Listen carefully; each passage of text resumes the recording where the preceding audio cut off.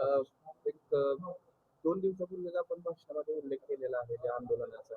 नेमकं आपलं म्हणणं काय आहे आणि ज्या पद्धतीनं सरकार आपल्यासोबत या आंदोलनकर्त्यांसोबत वागलेलं आहे, त्यावर आपली काय प्रतिक्रिया आहे? एवढंच सांगेन की आम्ही शेतकऱ्यासाठी लढत होतो. आम्ही काय गुंड, मवाली, चोर वगैरे काही नव्हतो. तर या राज्य सरकारनं जी माझी राजू शेट्टी असेल, सपकाळ साहेब असतील, आमच्यावर जी उचलून न्यायची काही गरज नव्हती. आम्ही कॅबिनेट मिनिस्टर होतो. आणि त्यांना आम्ही सरळ बोलत होतो की आम्ही तिथं आंदोलन करणार आहे. तुम्ही परमिशन दिलं नाही. तुम्ही तुमचा कायदा करा. परंतु हिटलरशाहीसारखं जे प्रशासन वागलंय त्याला जिम्मेदार जनतेला कळालं पाहिजे किंवा आम्ही कुणासाठी लढत होतो. आमचा त्यात लिमिटेड स्वार्थ नव्हता. कांदा आंबावाला आणि काजू शेतकऱ्याबद्दल करत होतो. या सरकारला अशी गमेंड आहे की विरोधी पक्षातली चळवळ सारी मोडून टाकू आणि आम्हीच आमचं राज्य करू. पण त्यांना आम्ही यशस्वी होऊन देणार नाही. आम्ही शेतकऱ्याची पोर आहे.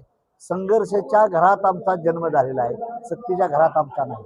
त्या सत्ताधाऱ्यांजवळ असंतोषजनक बनू आणि सर्व शेतकरी असतील, विद्यार्थी असतील, महिला असतील, कामगार असतील त्यांच्यासाठी आम्ही लढण्यासाठी सक्षम आहे. आम्हाला ते दाबू शकत नाही. समृद्धी महामार्गावरती लासर लावला जो कांदा प्रश्न पेटलेला आहे त्यासोबत अंबादास दानवेंना ताब्यात घेतलाय. तिथे सुद्धा आंदोलन चिरडण्याचा प्रयत्न आहे. ते ह्या जनतेला कळणार आहे. अंबादास दानवे असतील, राजू शेट्टी असेल किंवा आमच्यासारखे कार्यकर्ते हे विरोधी पक्ष जिवंत ठेवायचं नाही, हे भारतीय जनता पार्टीने ठरवलं. पण आम्ही त्यांचे बाप आहे. आम्ही हा हा सातारा जिल्हा आहे आणि आमचाही जन्म सातारा जिल्ह्यातच झालेला आहे. तिथं नाना पाटील असतील, नागनाथ नायकुडे असतील, किसनवीर असतील यांच्या भागातच आम्ही जन्माला आलो नाही. त्यामुळे आम्हाला गनिमीचा चांगला येतो आणि शिवाजी महाराजांचा प्रतापगड देखील सातारा जिल्ह्यातच आहे. त्यांच्याकडं साधन आहे, साधना आहेत, सत्ता आहे, मस्ती आहे. पण आम्ही गनिमी काव्याने ह्यांच्या सत्तेला उद्ध्वस्त करू. ही एक वेळ अशीच झाली की जयललिता देखील फडफडीत पोलिसांनी नेलं. तीच परत 10 वर्ष मुख्यमंत्री झाली आणि कोरोनाची हालत काय झाली.